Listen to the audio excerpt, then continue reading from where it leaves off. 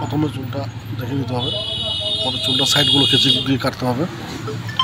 সাইডগুলো কেচি দিয়ে কাটার পর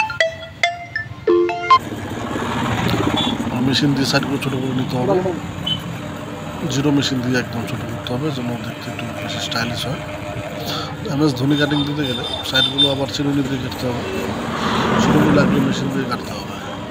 ঠিক আছে, মেশিন দিয়ে কাটার পর চুলগুলো উপরে হাত দিয়ে ধরে আগাগুলো কেটে আবার কাঁচি দিয়ে এলোমেলো করে মিলিয়ে নিতে হবে। তারপর আবার কেচি দিয়ে চুলের আগাগুলো কেটে নিতে হবে। কেটে নেওয়ার পর দাড়িগুলো ছোটো করে নিতে হবে মেশিন দিয়ে 1 নম্বরে। তারপরে জেলি লাগাই নিতে হবে। জেলিটা ভালো করে লাগানো হয়ে গেলে তারপরে ঠোঁট দিয়ে দাড়িটা শেভিং করে নিতে হবে।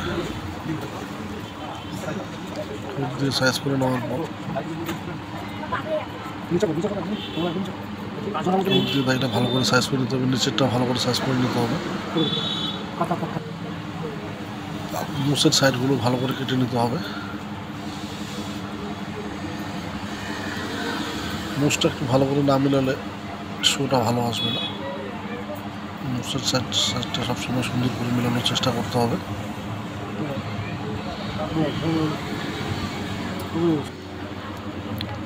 ঠোঁটের নিচের যে মাঝখানে যে গোল করে ভালো করে গোল করে বেড়ে বানিয়ে দিতে হবে। ভালো করে গোল না করলে এটা দেখতে সুন্দর হবে না। ঠিক আছে, তারপর মুছেরটা ভালো করে বানানো হয়ে গেলে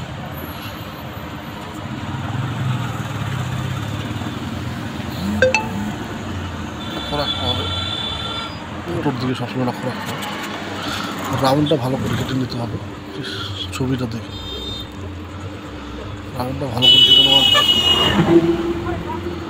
তারপরে চুলটাকে একটু ভালো করে জেল লাগিয়ে উপরের দিকে উঠিয়ে দিতে হবে।